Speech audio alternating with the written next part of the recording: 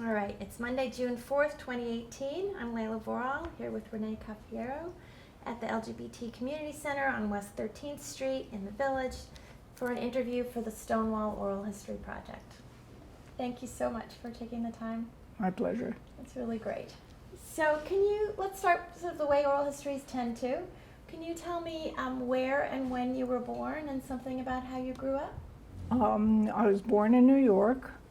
My parents were refugees. My father was Jewish, my mother was not, but they were both German. And my father got out before it got really awful, and my mother thought that she would hang around in Germany and try to fight the Nazis, and then she said, no, I'd rather be with this guy. So she joined my father in France, and they made their way finally here in 41, and I was born in 43. And I've lived in New York my whole life. Can you tell me a little bit about where you grew up and how you grew up? I grew up on the Upper West Side in an intellectual surrounding. My father was first, he was something in PR up until I was about 6, and then he became a foreign correspondent, and he was always a teacher. He taught at the New School, he taught at Rutgers, he taught at City College, he taught poli-sci. But he was never tenured. He just, he taught whatever he chose to teach. And I was totally apolitical up until my late teens, and then I began to understand what was going on with the gay community. Long before we said LGBT, it was just the gay community, and I said, I've got to, I'm able to do something about that, so I started getting active. What were you like as a kid? How do you remember yourself? Shy, and I still am. I find it very difficult to make friends. I went to Hunter. I entered in the 4th grade, and they offered to skip me into the 6th grade, and I had just begun making friends in my grade, and I didn't want to start making friends all over again. I have real difficulty making friends. I don't know how to go about approaching people. And then I went to Hunter High School too, and that was an all-girls environment, which was good and bad because I didn't learn how to interact with boys at all on any level. So it was a good education. It was a really good education, but socially, because my parents were foreigners and didn't really know what American teenage society was like, and I didn't have that in. Socially, I've always felt inept. What else can I tell you? Do you remember when you were first sort of romantically and sexually interested in girls? Well, I'm bisexual, so I was not specifically interested in girls. I had what would have been an affair with my closest friend in high school, but we didn't know what that might be, so we were just playing games kind of thing.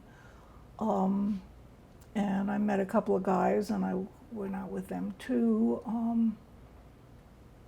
And then I met one woman when I was 20 and was with her for 5 years, and that's my longest relationship and the only live-in relationship I've had, which I would like to have had another one, but it didn't work out.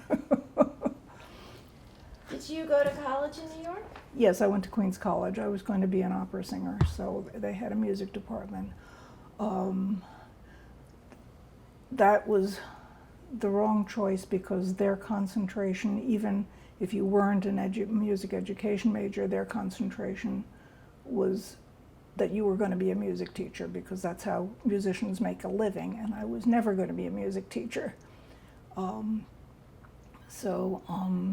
when I finally realized that I was not going to be an opera singer, I just went totally, in a different direction and got into publishing, and I've been there ever since. And what do you do in publishing? I'm a copy editor in children's books. I've been at HarperCollins since before it was HarperCollins. And I will it's 48 years. It's 48 years. Going on 48 years. So, partially because I like the books we do and my editors, and partially just inertia, and also partially I'm very involved with my union, and the other publishing companies don't have unions, so, and I like that extra thing that I do. So my background is in the labor movement. Oh, it is? I worked in the labor movement for 20 years. Can we pause for one moment? So tell me about what union you're in and what your role is. Publishing started to be organized in the 30s and 40s, and for some reason all of the in-house unions died out fairly quickly except ours, and for some reason the union at Harper, which was then Harper and Row, stayed, and then we affiliated with a catch-all union called District 65, and District 65 affiliated with the UAW, which means that all of us book workers are auto workers. By default, I'm the chief steward there because we have an open shop and we have a very low membership. I'm sort of the continuity, and so I feel like I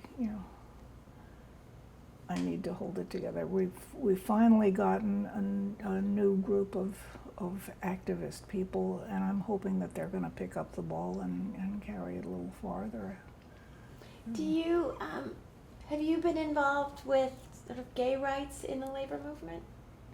Not specifically, although it's my doing that the blanket UAW contract says sexual orientation.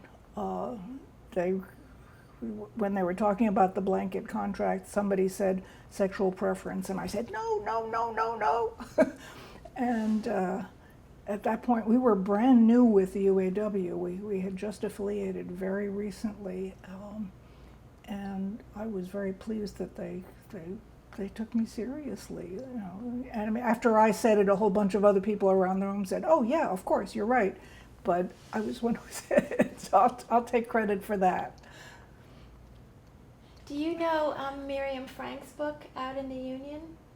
No, I don't know it. She is, I'm not sure what her training is in German. She's a PhD in, I believe, German literature. Okay. And she wrote a book that came out in 2014 called Out in the Union about the struggle for gay rights in the labor movement.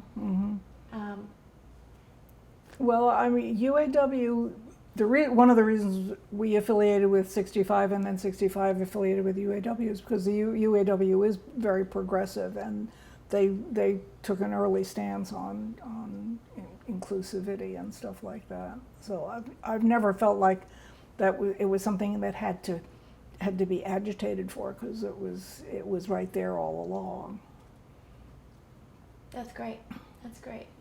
So, can you tell me, is there a specific story or kind of an evolution you can share of how you came out as a bisexual woman?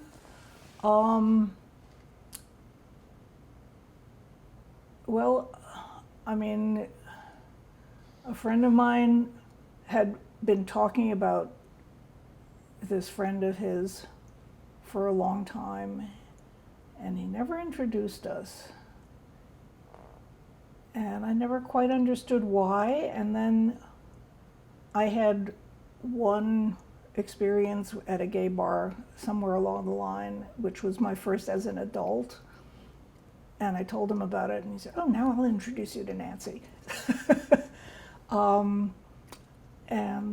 We got together fairly quickly, and we were together 5 years, and then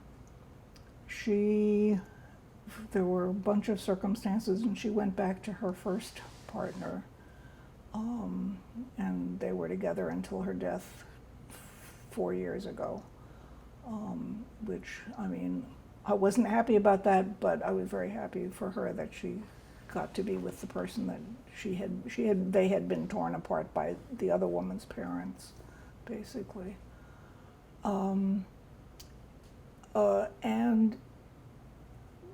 But I didn't get together with her until after I had joined the Mattachine Society, which was the same friend who introduced us. I was looking for a summer job, and he had the misinformation that the Mattachine Society was a women's organization, and he thought I should apply there. Well, Mattachine Society was not a women's organization. It was for everybody, although there were very few women in it. And they didn't have a job because it was a volunteer organization. But I went up there just to see what it was about, and I said, "Oh, this is something that I really need to get involved in because it's something I can do." There were just, volunteer jobs, stuffing envelopes and proofreading newsletters and stuff like that. So I got involved with that, and then I got involved with Nancy, and that was the summer of '64, and in September of '64 was when we had the first known gay rights demonstration in this country. That was the first planned one. That was at the Selective Service in downtown Manhattan.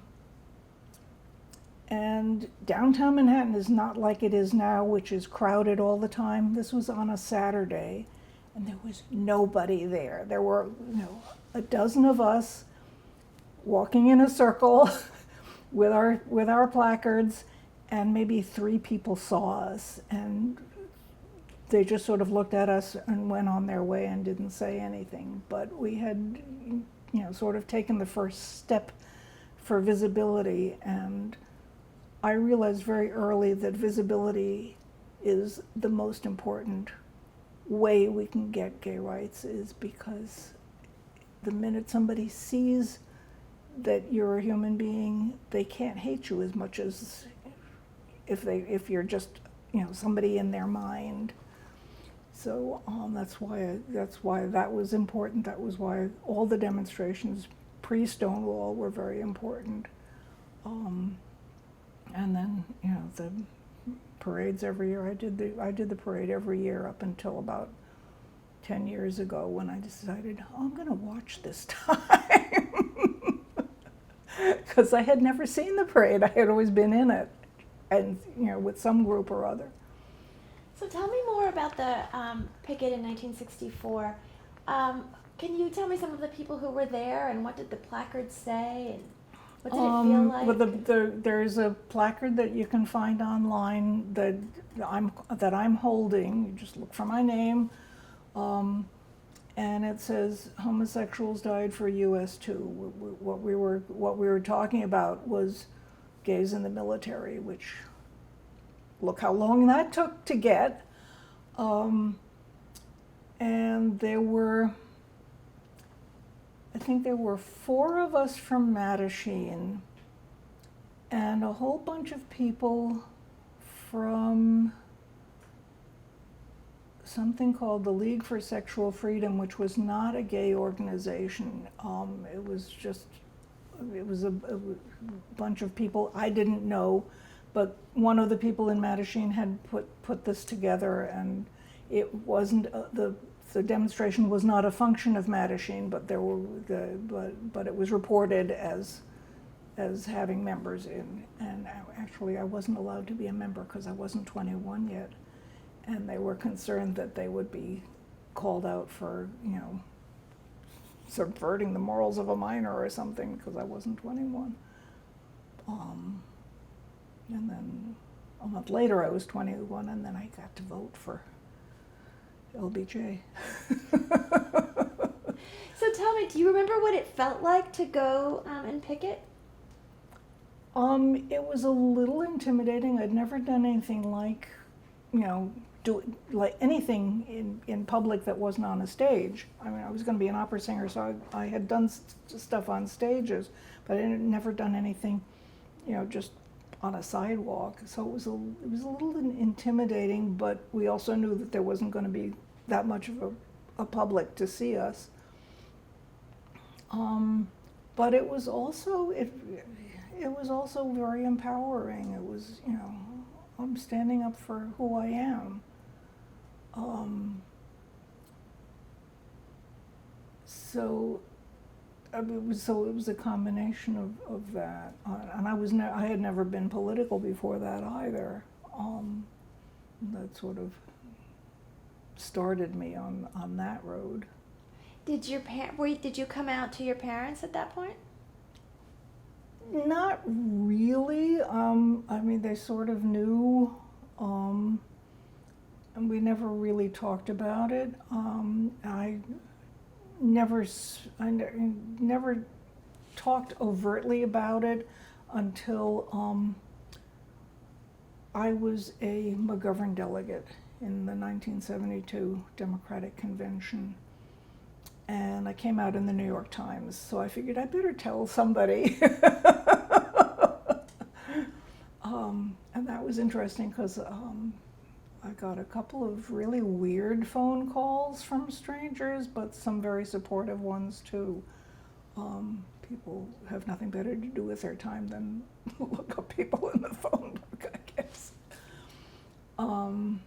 But I was nationwide, one of 5 openly gay delegates among, I think there were something like 4,000 delegates and alternates. So there were a lot more gay folk out at the convention, but we were the five openly gay ones. 2 from New York, 2 from California. No, 1 from California, 1 from Buffalo, and 1 from Minnesota. So that's interesting in so many ways, including personally. You think of yourself and experience yourself as shy, and you did this. I can do stuff for other people that I can't do for myself. I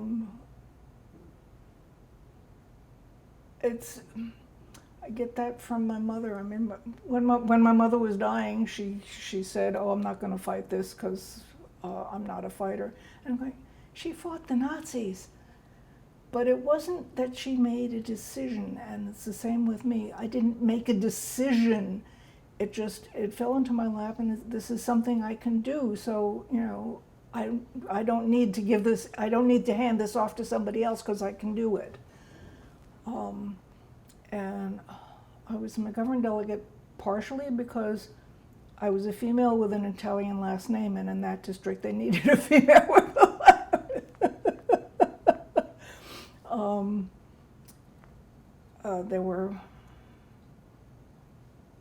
There were 7 delegates from my district, and they had to do a mix, and it was a heavily Italian district, and they wanted an Italian name, so I got to be the gay delegate. There were a few of us who wanted to do it, and I got to be it. And how did that feel? It was interesting. I didn't really know what to expect.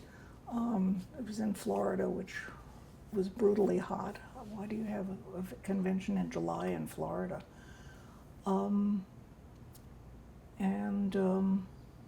was nonstop. There were caucuses all the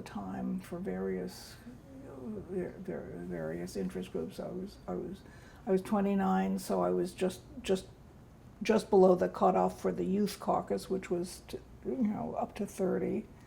So we had a youth caucus. We had the 5 of us, and we had some advisors as well. Among the aside from the 5 of us, we had some I don't want to say handlers, but people who knew what they were doing more than we did.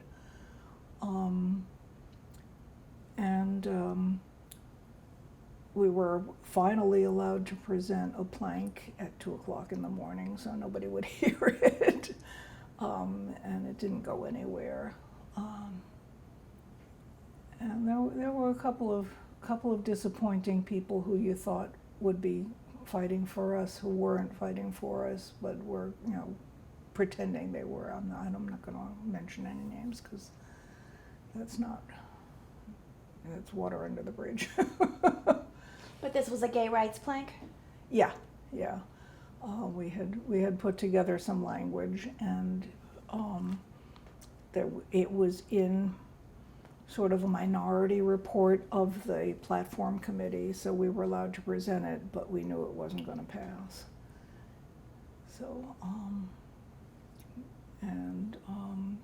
I was supposed to be the one to present it, but then I was an alternate delegate, and they said it had to be a full delegate.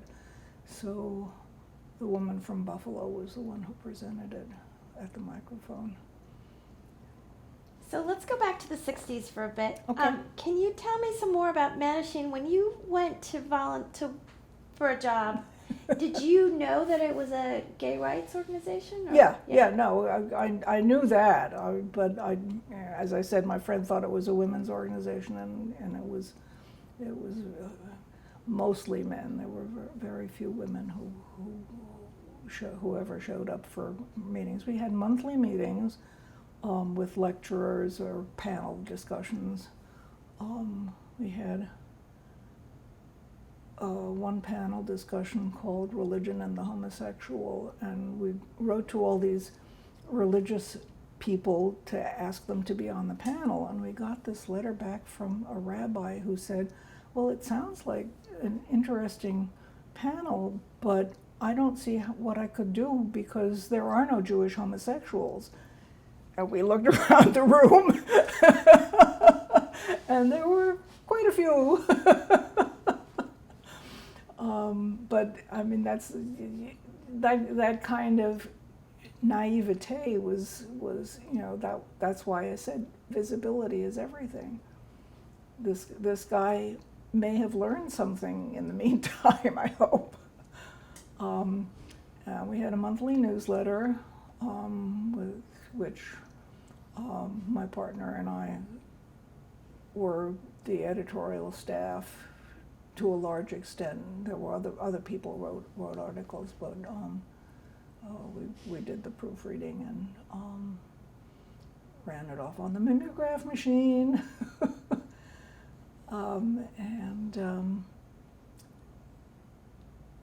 We had there was a coalition of gay rights groups called the East Coast Homophile Organizations, ECHO, Washington Mattachine, New York Mattachine, Philadelphia Mattachine, and Daughters of Boletus.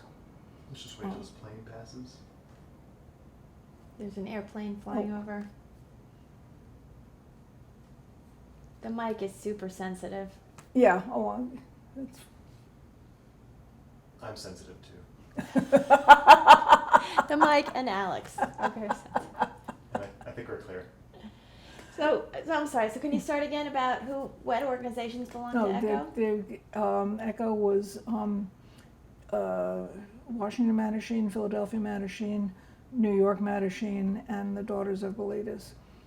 And there were a couple of organizations also in California, but we weren't aware of any others within the United States. There were a few organizations in Europe too. But ECHO did some demonstrations in Washington and in Philadelphia. There are a couple in the Before Stonewall movie that are shown, and of course we had to be very well dressed with stockings because we had to, not be this rowdy crowd. We had to present ourselves as, acceptable parts of society. And we would bus ourselves to whatever those locations were, State Department, the Liberty Bell, can't remember any other specifics, but we did several in DC and in Philadelphia, and we did one at the UN, and that was reacting to something specific, but I don't remember what it was. It may have been Cuba, because Cuba came out as very homophobic at that time, and it may have been that. I'm not sure anymore. And we mostly had meetings at, I'm blanking on the name. It's on 40th Street opposite the Wendell Wilkie House. They had a decent sized auditorium, and we got probably a couple of hundred people coming to each of those monthly meetings.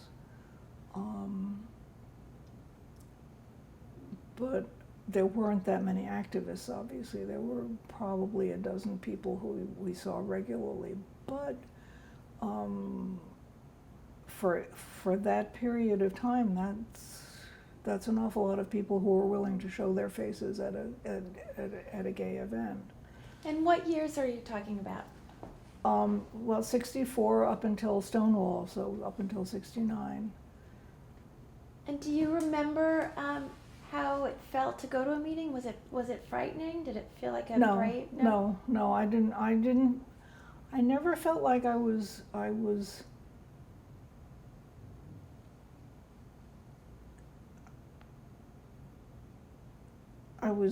like I mean, I knew I was doing something iconoclastic, but I never felt like it was something that was personally difficult for me.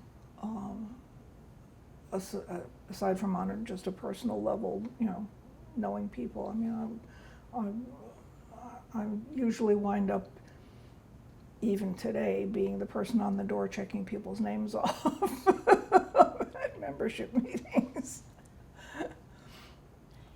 And do you remember, did you keep your activist life separate from your work life? Well, up until I decided that I wasn't going to be a singer, which was 68 or 69, I was working part-time for an antiquarian book dealer out of his apartment. He had, maybe 5 times this many books in his apartment, and he sold them to universities and stuff. So it was him and his wife and a secretary, and I never socialized with them on any level. So it just would not have come up. It wouldn't have come up. And your parents what were they aware of at that time?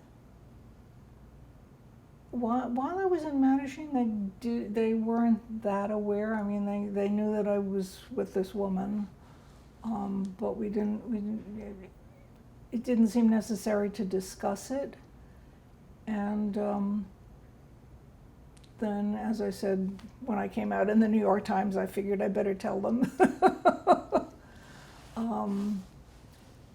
But there was never a problem. My father wasn't particularly happy, although in his youth in Berlin there had been gay rights demonstrations and he had participated in those, but I don't think he was as happy having one in the family. But my mother just wanted me to be happy, no matter who I was happy with. She was.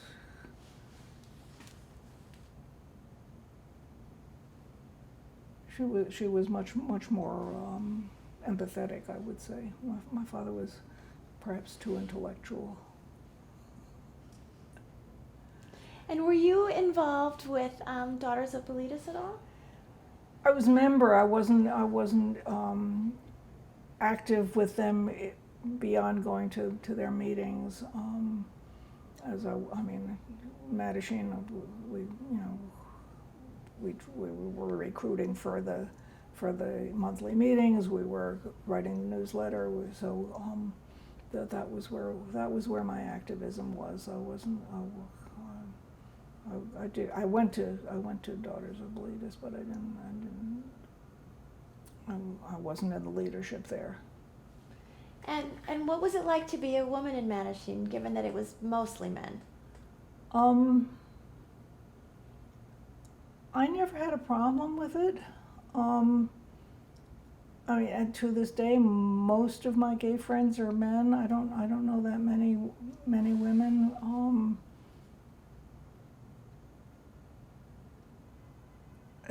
That's just the way it happens. It's not something that I go about engineering, but the political club that I'm in now, we've tried to recruit more women, but we at one point we had parity, and then it all fell apart again, and it's now still mostly men, and I don't know. I guess some women have a different agenda. I think my agenda is more overarching, and I don't narrow it to women's issues as much, although I am a feminist, not a question, but I don't want to limit myself. The first political club that I was in was not a gay political club. It was a local club, and I was happy to be working on issues in general. And then I got more involved with the club that I'm in now, which is Lambda Independent Democrats. And then when I moved from that neighborhood to where I am now, I decided to put my efforts with Lambda rather than with the local club there. Although we interact all the time. It's a progressive club, and there's the local progressive club, so we interact all the time. But I'm sticking with Lambda. I saw you're the corresponding secretary. Yeah, right? yeah. So before we talk about that, let's just stick with Mattachine a little longer. Okay. Were you interested in Mattachine because it was more of a sort of political action? Yes. DLB was much more social, and I wasn't that interested in the social aspects. And Mattachine was more about getting, talking to the outside world, not talking to a room full of people who are like-minded. And I really wanted to be able to get the outside world to understand what we were dealing with.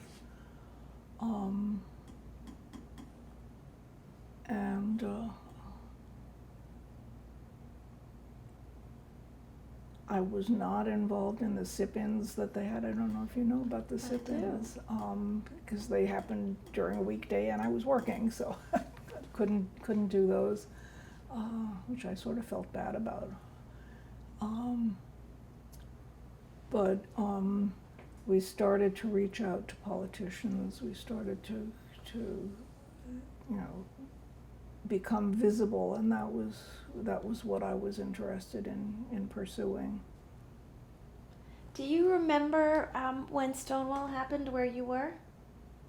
I was on the Cape breaking up with my partner. And we came home and we said, "Did anything interesting happen while we were gone?" And they said, yeah. Because that was right then.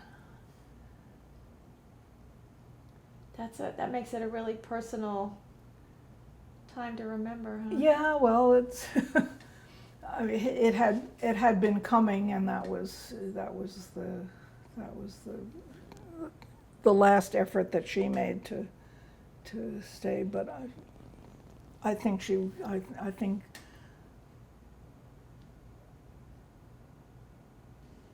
was going to leave the minute her former partner had opened the door again. And I think it was we were all in denial, but I think that was going to happen no matter what. Sorry. No. Do you remember what you thought when you heard about Stonewall? Wow. I mean, at Mattachine, the goal was always to put ourselves out of business, to get so much visibility and so much political power that we didn't need it anymore because we'd be accepted. And all of a sudden, there was this explosion, like, oh my God, it's going to happen. And we knew we weren't yet out of business, and we're still not out of business. But I thought it was a good thing. I really did. I thought it was. I thought it was where it needed to happen. And did you stay with Mattachine, or Yeah. did you get involved Yeah. with the Gay Liberation Front, or? No, I wasn't in any of those. I stayed with Mattachine for a little while longer. They moved offices a couple of times, and I was still looking for a home, sort of, at that point, because now I was suddenly alone and I needed something to do. Then I was coming home from work one day, and there was a guy handing out. I lived in Brooklyn Heights, which had a high gay population. There was a guy handing out flyers. Let's have a meeting and set up a gay rights organization right here in Brooklyn Heights. I said, okay. So we set up something called, what did we call? I can't even remember what it was called. It was very short-lived.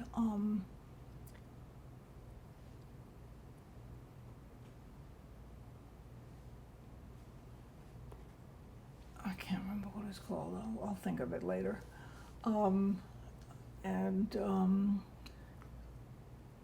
It existed for about a year, and some of us wanted it to be political, and some of us wanted it to be social, and the social won. So those of us who wanted it to be political went and joined the local political organization. So that was how I got involved in local politics.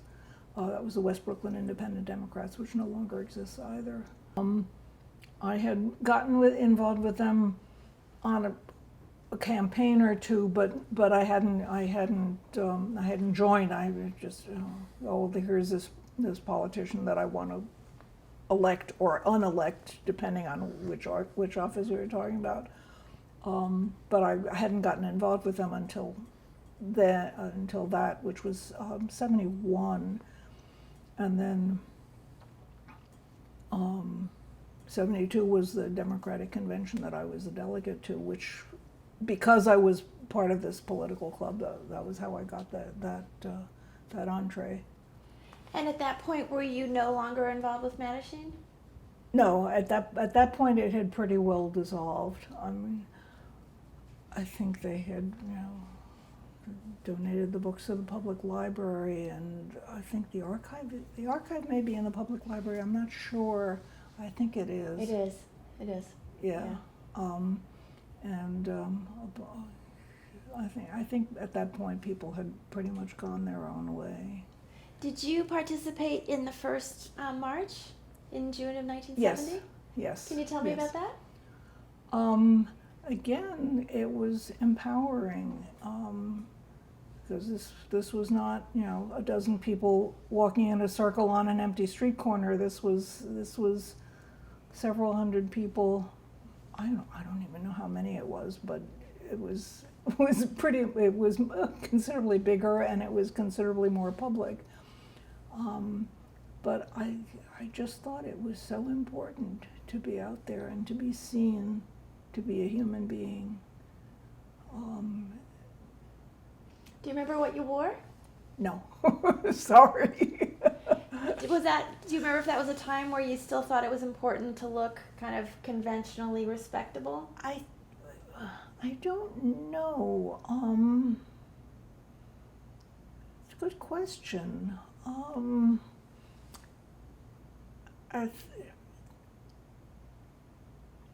I mean, by that time, there were all these other protests going on. I mean, you know, because there was anti-war stuff, there was civil rights stuff going on, and those people looked much scruffier than what we had been schooled to act as. So I don't think I would have been as careful.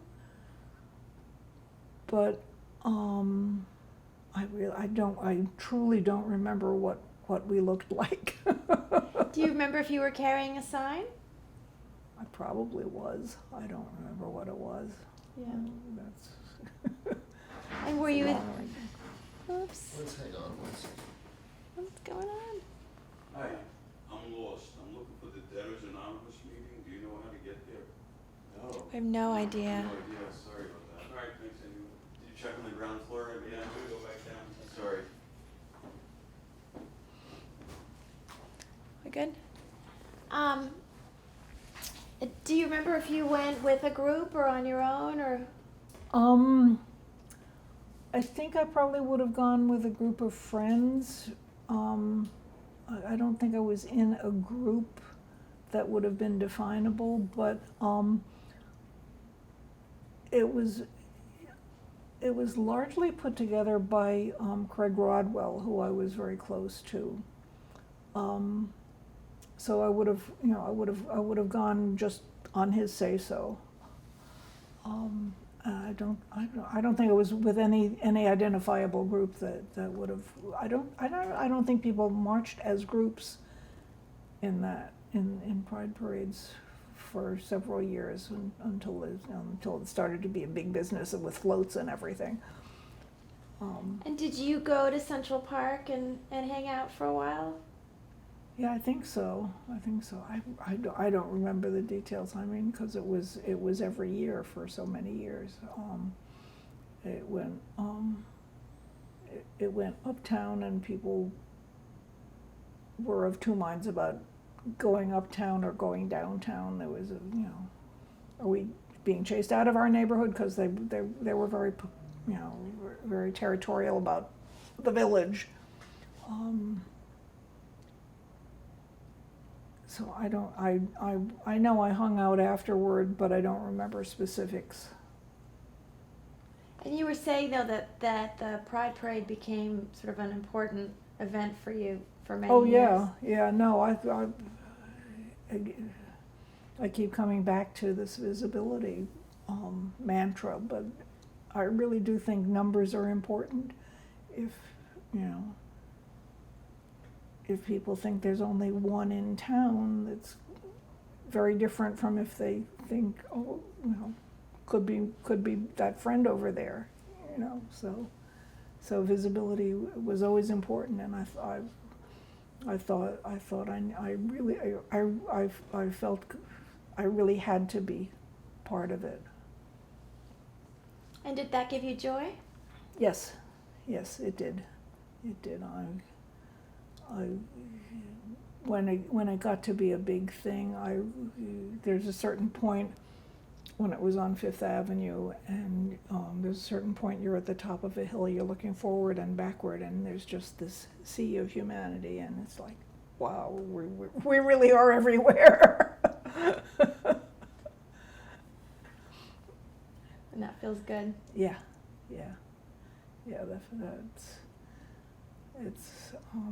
It's nice to be a part of something. Were you active in the civil rights movement or the anti-war movements in the 60s? I went to demonstrations. I wasn't, wasn't in any, in any organization or political steering committees or anything like that. I did steer a friend of mine to be on the on one of the steering committees because he was looking for something to do. But I had other things that I was doing. I did go to a lot of demonstrations. Did you participate in sort of women's consciousness raising groups at all? No, never did. It's again, I'm not that interested in stuff that focuses on me. I'm more outward. What else? Well, I know that it took 15 years, but the gay rights bill in New York was introduced, I believe, in 1971. Yes, right. Was that something that you were a part of? Yes. Every group that I was with was working on that, and I went to the city council hearings a couple of times, and was appalled by the hypocrisy of people. And we finally got it through after we threw out the main stumbling block in the city council. And I was active in moving for the bill and trying to replace that council member who was so obstructionist. So what did it feel like when it finally passed? It was a really big relief. It's like they finally got it. You know, you're trying to convince people that something is right. And I mean, my friends all call me too logical. I'm constantly butting heads because something that's going on is just not logical, and how can that be? And I just don't understand how you could vote against something as sensible as a gay rights bill, because it's about people's lives. It's about people being equal. We have this thing that says all men are created equal, and yeah, we don't say all women or all people are created equal, but there it is. And we should, there's no reason to treat anybody differently for a reason that has nothing to do with whatever is at issue. I mean, yeah, you can't hire everybody to do every job. They have to be qualified. But if they part their hair on the wrong side, that's not a reason to not hire them.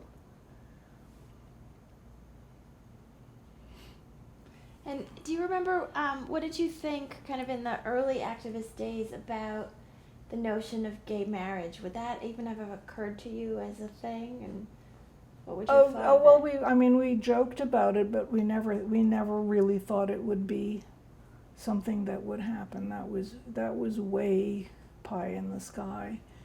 And in a lot of ways, a lot of the leadership was surprised, because that wasn't, what people really wanted was, civil equality and personal equality. That was way down the line. But marriage is really grassroots. It came from not the leadership in any LGBT organization so much as just what people wanted, and that's also amazing. When Obergefell came down, I was on a trip with some friends in the Midwest, in the West, and the son of my oldest friend emailed me congratulating me. It was like, wow, Jesse really got it. And he understood how much it meant to me. It was, that was,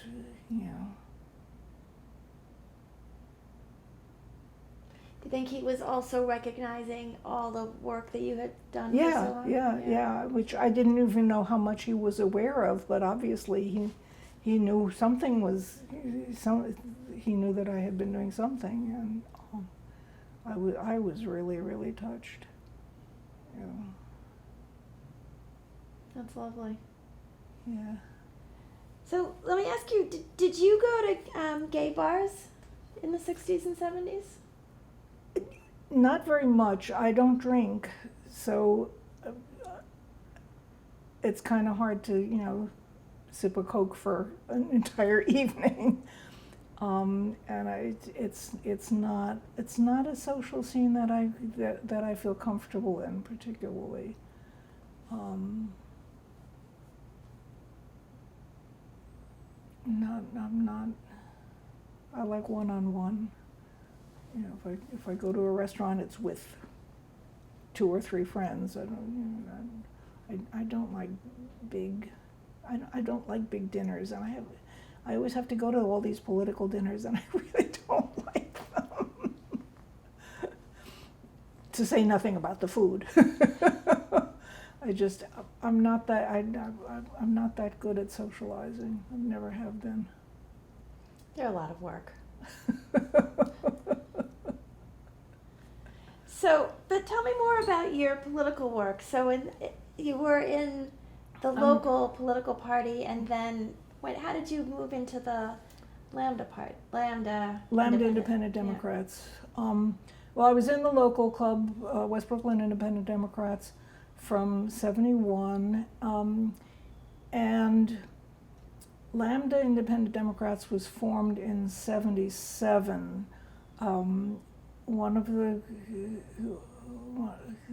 This guy, Gary Dean, had run for city council, and it was a very strange system of each borough elected two council members at large, but you could only vote for one, which makes no sense whatever on any level. But he should have been able to get that second seat if a few people had raised their fingers and said, hey, you don't have to vote for the Democrat, you can vote for Gary. And it won't, because the Democrat was always a shoo-in.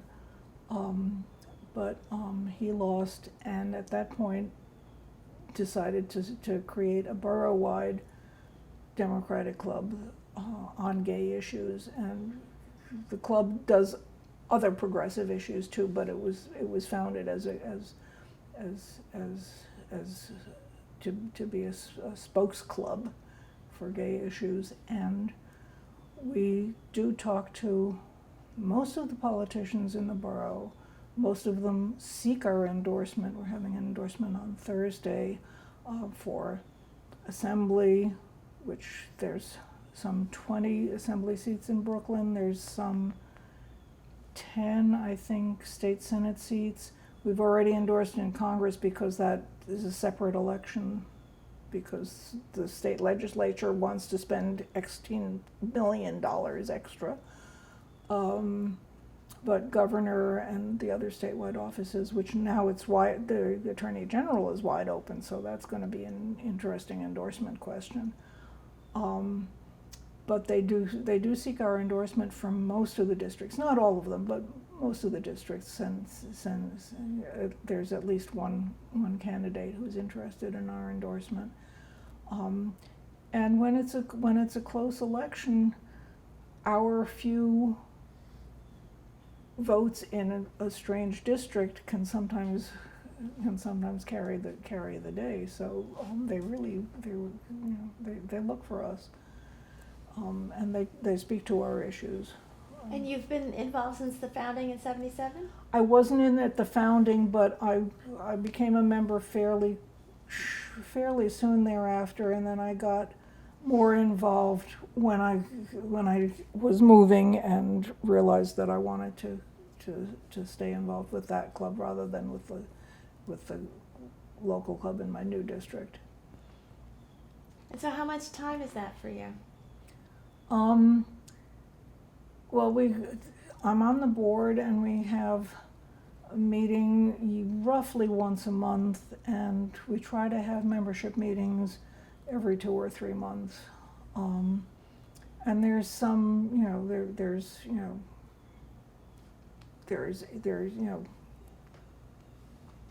mile-long email chains most days, especially like today, because they had this decision on the baking, or the bakery question. So there were a good 15 emails going back and forth about, what response do we write, and, how do we phrase this so that it casts us in a good light. New York does have protections for, exactly that kind of question, but that's we have SONDA, which is sexual orientation, but we don't have gender, which is gender identity, and so we're trying to push for that in responding to this bakery decision. It was a disappointing day.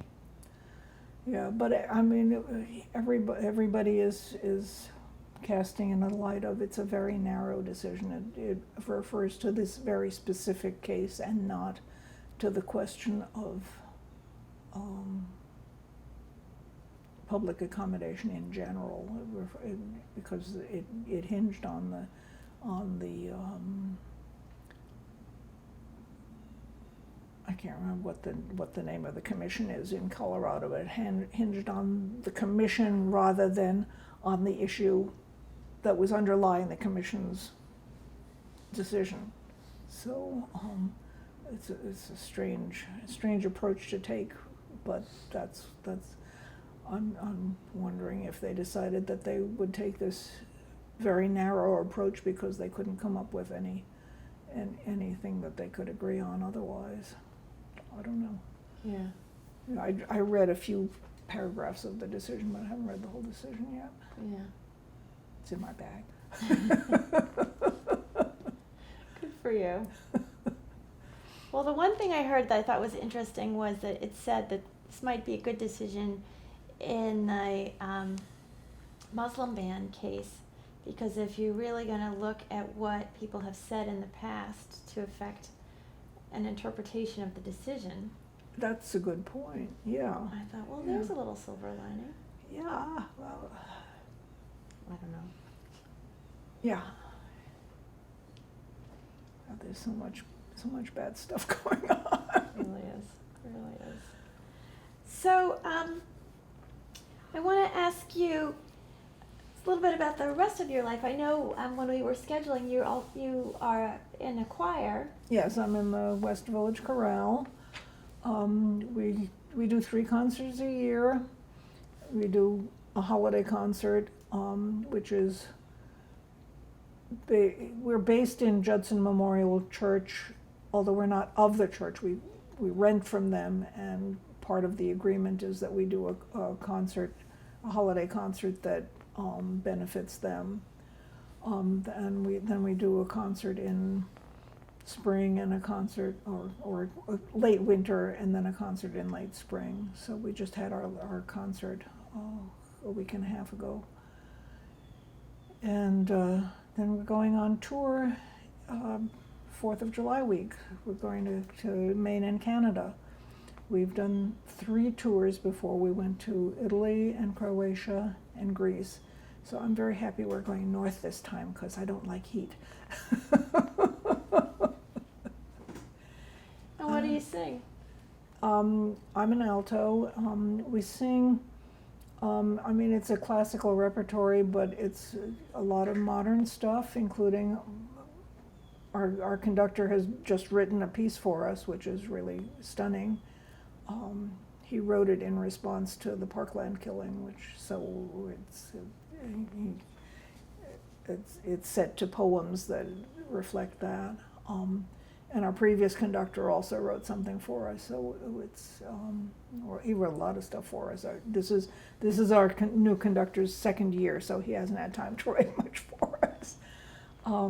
But we also do classical repertory from medieval right on up to modern, and the tour that we're doing is going to be all American stuff. Some new stuff, some arrangements of gospel and traditional stuff. So it's a classical repertory.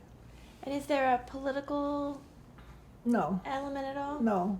I was in the Stonewall Chorale for a while, but I didn't see eye to eye with the conductor on a personal level. So I decided I don't need to be after get to a rehearsal after a hard day's work. I don't need to be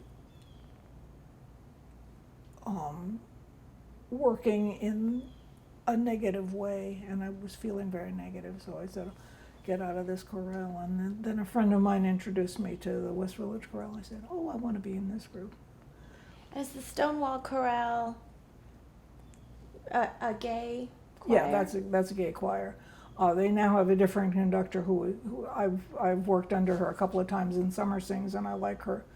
But the previous conductor was in many ways too negative for me. So let me ask you, what did you think about the National Monument? I think it's great. I think it's about time. I mean, I was ecstatic when they made Frank Kameni's house a national. I don't know what it's a national something. It's a national something or other. It's a historic something or other. But it's national. But this is the first national monument, right? And I think we again, visibility. I mean, it's like those statues in Sheridan Square Park, a gay couple, a straight couple, a lesbian couple. Visibility.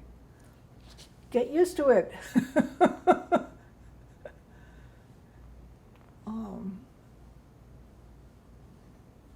And when you think about the monument, does it bring back memories for you of your, or make you think about your own journey?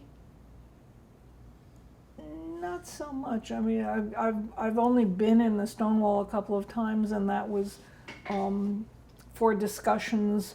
There's a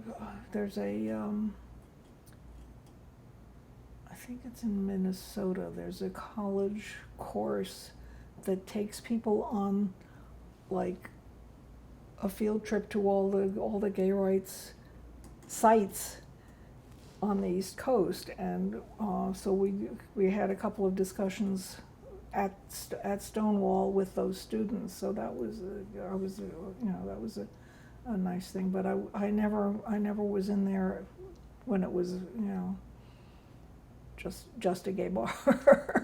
And in what capacity were you at the presentation for students? I was on a panel explaining a lot of what this was with Dick Leitch and Randy Wicker. I don't know if you've talked to them. Actually, yes, I have not personally, but Matt has. Yeah. So they might have filled in a lot more details because they were more full time than I was in the 60s. So they might have filled in more details about that period. Every person's story contributes and is really something wonderful to have.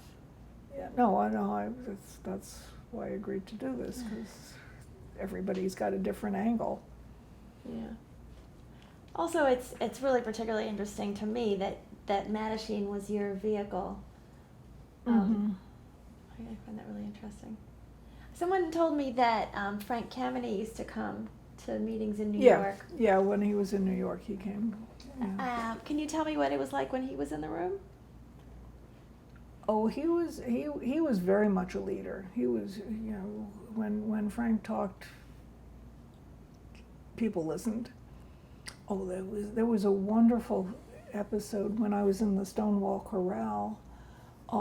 We went to Washington for a joint concert with their local gay chorus. I can't remember what they're called. And so we did a couple of pieces together, and then we sat on the side while they did their pieces, and they did one piece where they were combining all the best elements of particular gay icons, and they put them into a box and say, okay, now what's going to come out? And there's Frank Kameny coming out of the box. And I knew who he was, but nobody in the Stonewall Chorale did, because they were all young and they hadn't been in the trenches then. But everybody in Washington knew him. Everybody in Washington knew him, so they really knew.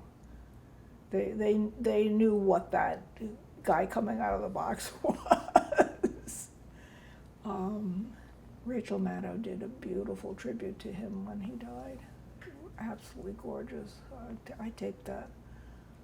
Oh, I'm gonna look for that.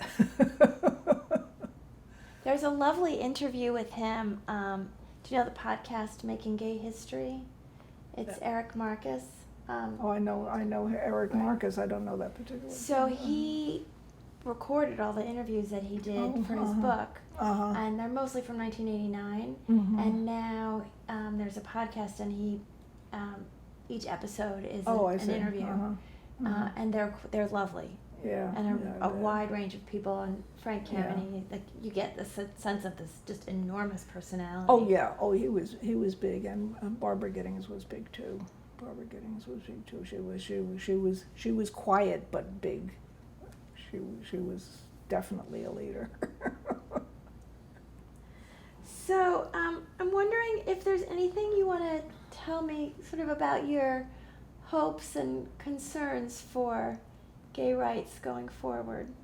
Well, I'm very concerned about this president, because he's setting all these precedents and undoing a whole bunch of stuff, and I'm just concerned that he's unraveling a lot of the social values that we should be holding dear in this country, and just that, and gay rights is part of that, but it's the whole social fabric that is really. So I'm really hoping that the Mueller investigation unearths enough to get rid of him.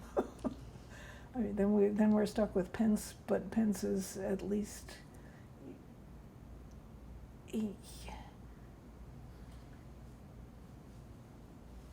he's a known quantity, and he's not re-electable, probably. So I'm hoping we will get rid of this guy. Yeah. So I want to ask you, because I'm thinking about books and how books have been so important in your life. Are there gay books that have been important to you that you think of that literature or not? Well, or I mean, nonfiction? my former partner is the author of Annie on My Mind, which is a YA lesbian novel, and arguably the first viable lesbian novel for YA kids. We actually published one before it, but it was really bad, and I put my 2 cents in and said, it shouldn't be happening this way, but that author was intent on doing it her way. And unfortunately, I didn't work on Annie on My Mind because that wasn't my publisher. We've done a number of books. I didn't work on it, but Simon and the Homo Sapiens Agenda, that's ours. I worked on Am I Blue, which is a short story collection. Very nice short stories. We did, actually, before I got to Harper, we published I'll Get There, It Better Be Worth the Trip, which is the first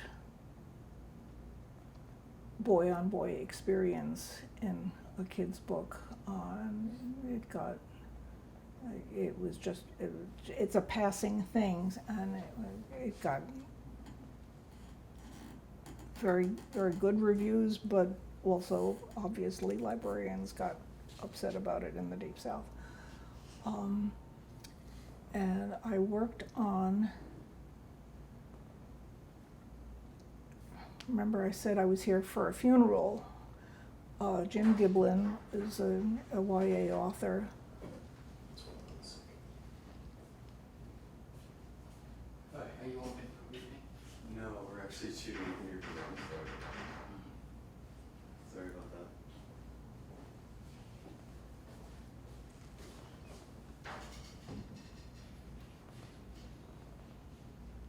Sorry, you were talking about Jim Giblin. Can you start Jim, again? Jim Giblin is a YA author, and he wrote a book called, I think it's just called Plague. I can't remember exactly. Really, really well researched about several different plagues: smallpox, Black Plague, and AIDS. And he was surprised when a librarian came to him and said, "Thank you for allowing me to have a book about AIDS in my library." Because they couldn't have put a book that was just about AIDS in that, was somewhere in the Deep South, very conservative school district. They couldn't have put a book about AIDS on the shelf, but a book that included AIDS was okay. So, and I was very, very proud to have worked on that book. He was a fabulous writer and wrote books that you wouldn't expect would be interesting. And he wrote a book about chimney sweeps. What's interesting about chimney sweeps? But it was great. But I was really proud to have worked on Plague. I can't remember the exact title. It has Plague in the title. I can't remember the exact title. Did you read Patience and Sarah as a young Yes, woman? yes, that's a wonderful book. Somebody did an opera of it, but it's only been done a couple of times, very sporadically. I guess you can't get productions of it, but it was very interesting. The book is beautiful. Yeah, it really is. And did you know Alma Root Song by any chance? No, Isabel no, Miller? No. Because she was in New York in the. Yeah, she no. came to New York in the 60s. Yeah, no, I didn't know her. It's just, but it is a beautiful book. It is a very beautiful book. So, is there anything you want to tell me that any memory that's been spurred, or thoughts you want to share, or when you look back on how the world has changed and your role? Well, I mean, I'm very, very proud of the nuts and bolts stuff that I've done. I'm not a self-starter, so I've worked on stuff that other people have started, but I've been able to make contributions to that, and I'm very proud of that. I mean, I'm very, very proud of being able to be visible and being able to and not having any problems with showing my face. That's not everybody can do that. So since I was able to, I thought I should. That's lovely. Because many people have said that they felt they could only use their first name, or they used a pseudonym, particularly in the 60s and early 70s. Yeah, in DOB, all the minutes were, first name plus maybe last initial. And I couldn't do that. I have to be proud of who I am. I have to put my name to things.